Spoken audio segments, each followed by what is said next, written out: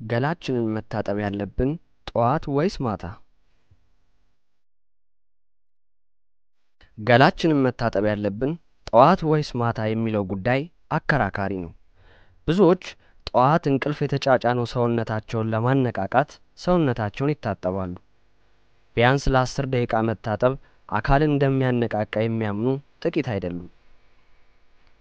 ቀናቸውን ሻወር ወስደው መጀመር ከሚፈልጉ ሰዎች በተቃራኒው ያሉት ደግሞ የቀን ድካምን ለማስወገድ ማታ ሰውነታቸውን የሚታጠቡ ናቸው።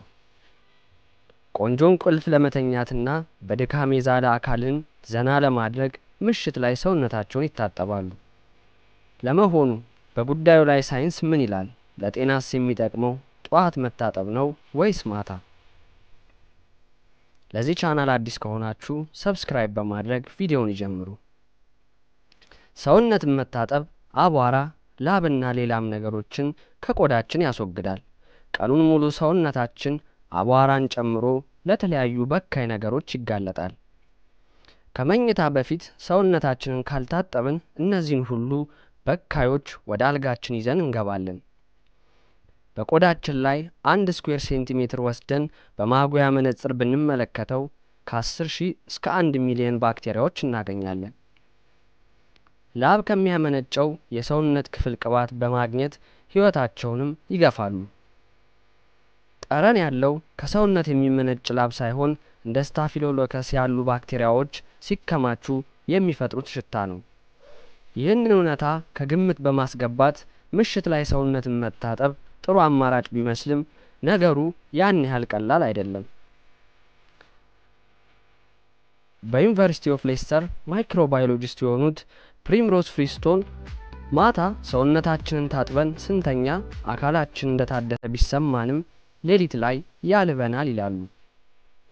ቀዝቃዛ አየር ቢኖርም እንኳን ከሰውነት ላብ መመንጨቱ አይቀርም። ከሰውነት ከሚወጣው ወደ 50,000 የሚጠጋ የቆዳ ህዋስ ጋር ላብ ሲደባለቅ ለባክቴሪያ ምቹ ሁኔታ ይፈጥራል። በቆዳ ላይ ያለው ባክቴሪያ ሊመገበው የሚችለው ይህንን ነው። ስለዚህ ማታ ሻወር ወስደን ብንተኛም ጠዋት ስንነሳ አልቦን ነው የምንነቃው ይላሉ ባለሙያዋ።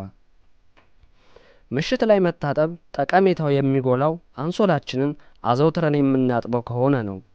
ባክቴሪያ አንሶላ፣ አልጋ ልብስና የትራስ ልብስ ላይ ለሳምንታት መኖር ይችላል። የትራስ ልብስ ላይ ፈንጋይን የመሰሉ ነፍሳት ዘለግ ላለ ጊዜ መቆየት ይችላሉ። ብዙሃኑ በእነዚህ ነፍሳት ጉዳት ላይደርስባቸው ይችላል። ሆኖም ግን 76% የሚሆኑት ብርቱ የአስም ህመም ያለባቸው ሰዎች የፈንጋይ አለርጂ አለባቸው። ፉሚጋቱስ የተባለው የፈንገስ አይነት በተለይም የሳምባ ነቀርሳና ከማጤስ ጋር የተያያዘ በሽታ ያለባቸውን ሰዎች ለሳምባ ህመም ያጋልጣል። በዩኒቨርሲቲ ኦፍ ሁል የሚያስተምሩት ሆሊ ዊልክሰን እንደሚሉት አዘውትሮ ምሽት ላይ ሰውነትን ከመታጠብ ይልቅ አንሶላን ንጹህ ማድረግ የተሻለ ጠቀሜታ አለው። ማታ ሰውነታችንን ታጥበን አንሶላችንን 1 ወር የምንተኛበት ከሆነ ባክቴሪያ መሰብሰቡ አይቀርም ይላሉ። የፖለን አለርጂ ያለባቸው ሰዎች አንሶላቸውን የማያጥቡ ከሆነ ህመማቸውም ይባባሳል። ቆሻሻ ልብስ ለብሶ መተኛትም የቆዳ ኢንፌክሽን ያስከትላል። ማታ ሰውነታቸውን የሚታጠቡ ሰዎች የተሻለ እንቅልፍ እንደሚያገኙ ይናገራሉ። 13 ጥናቶች ላይ የተደረገ ዳሰሳ እንደሚያሳየው ለ10 ደቂቃ ሻወር መውሰድ በቶሎ ለመተኛት ይረዳል። ሰውነትን አሙቆ ከዚያም ማቀዝቀዝ የእንቅልፍ ሰዓት መድረሱን ለሰውነት መልእክት ማስተላለፊያም መንገድ ነው። በዩኒቨርሲቲ ኦፍ ሌስተር ማይክሮባዮሎጂስት የሆኑት ፍሪስቶን ጠዋት መታጠብ የተሻለ ነው ብለው ያምናሉ። ጠዋት ላይ ሻወር በመውሰድ ሌሊት ላይ ከሰውነት የወጣውን ላብና ጥቃቅን ባክቴሪያዎች ያስወግድልናል። ቀኑን በጥሩ መንፈስ ለመጀመር ጠዋት ሰውነትን መታጠብ ይረዳል።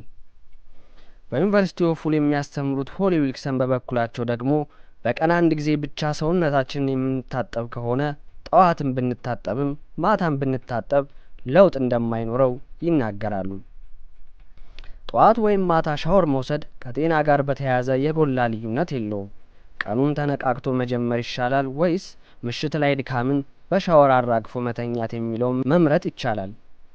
በየቀኑ ሰውነትን መታጠብ ንጽህናንና ጤናን ለመጠበቅ ሁነኛ መንገድ ነው። የምንሰራው ስራ ይወስነዋል። ለምሳሌ አርሶ አደር ምሽት ላይ መታጠብ ሊመርጥ ይችላል። ዋናው ነገር የሰውነትን ጤና መጠበቅ ነው ሲሉ ባለሙያዋ ያስረዳሉ። ለዚህ ቻናል አዲስ ከሆናችሁ ሰብስክራይብ በማድረግ የዚህ ቻናል ቤተሰብ ይሁኑ።